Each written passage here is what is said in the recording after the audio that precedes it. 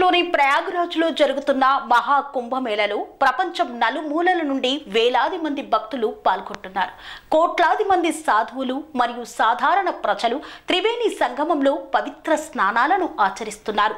ఈ మహా కుంభమేళలో నాగ సాధువులు మరియు అఘోరీలు ప్రధాన ఆకర్షణ.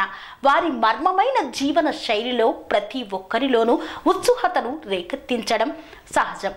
నాగ సాధువులు మరియు అఘోరీల మధ్య వ్యత్యాసం ఏంటి? వారి జీవన విధానంలో ఉన్న తేడాను ఏంటో ఇప్పుడు మనం తెలుసుకుందాం.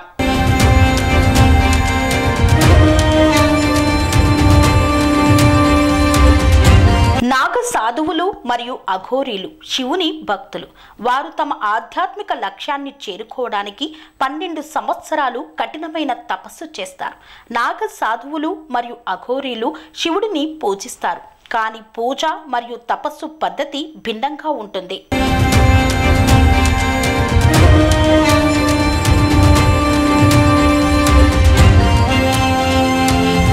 నాగ సాధువులు శైవమత సాంప్రదాయాన్ని గట్టిగా అనుసరించేవారు. వారు శివలింగానికి బిల్వ ఆకులు, బూడిద, నీరు సమర్పించి పూజిస్తారు. నాగ సాధువుల సాంప్రదాయంలో అగ్ని మరియు బూడిద ముఖ్యమైన పాత్ర పోషిస్తాయి. వారు యోగా మరియు ధ్యానం ద్వారా శివుడిని శాంతింపచేయడానికి ప్రయత్నిస్తారు. వారు కూడా లోతైన భక్తిలో నిమగ్నమై ఉంటారు. అఘోరీ సాధువులు ఒక ప్రత్యేకమైన మరియు కఠినమైన భక్తి మార్గాన్ని అనుసరిస్తారు.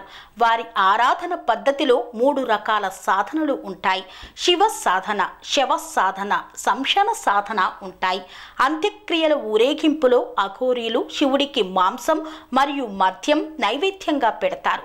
శివ సాధనలో అఘోరీలు ఒంటికాలు మీద నిలబడి కర్మలు చేస్తారు. దహన సంస్కారాల సమయంలో అఘోరీలు హావనము చేస్తారు. అఘోరీలు దత్తాత్రేయుడిని తమ గురువుగా భావిస్తారు. వారు శివుడే మోక్షమని, మార్గమని కూడా విశ్వసిస్తారు.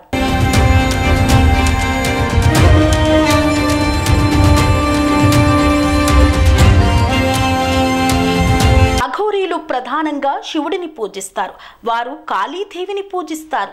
వారు కాపాలిక సాంప్రదాయాన్ని కూడా అనుసరిస్తారు. అఘోరీలు తంత్రాన్ని అభ్యసిస్తారు. దానిలో భాగంగా మాంసం మరియు మద్యం తీసుకోవడం జరుగుతుంది.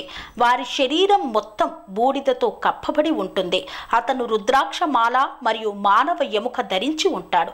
వారు ఎక్కువగా శ్మశాన వాటికలో నివసిస్తారు. వీరు కుంభమేళలో మాత్రమే బహిరంగంగా కనిపిస్తారు. మిగతా సమయంలో ప్రజలకు కనిపించరు.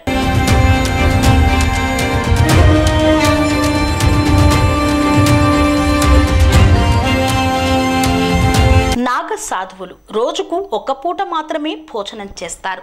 వారు భిక్షాటన చేయడం ద్వారా తమ ఆహారాన్ని పొందుతారు. వారు ఒక రోజులో 7 ఇళ్ల నుండి భిక్ష స్వీకరిస్తారు. కఠినమైన నియమాన్ని పాటిస్తారు. వారికి ఆహారం దొరకకపోతే ఆ రోజు ఉపవాసం ఉండాల్సి వస్తుంది. అఘోరీలు మాంసం తింటారు. చాలా మంది అఘోరీలు నల్లని దుస్తులు ధరిస్తారు. మిగిలిన వారు నగ్నంగా ఉంటారు.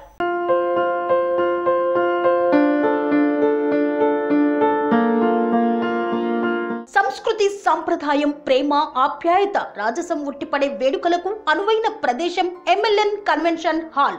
కని విని ఎరుగని రీతిలో జరిగే మీ ఇంటి కళ్యాణ వైభోగానికి అందమైన కళ్యాణ వేదిక MLN convention hall. MLN convention hall ప్రత్యేకతలు: సువిశాలమైన wedding halls, centralise AC banquet hall మరియు విశాలమైన డైనింగ్ హాల్.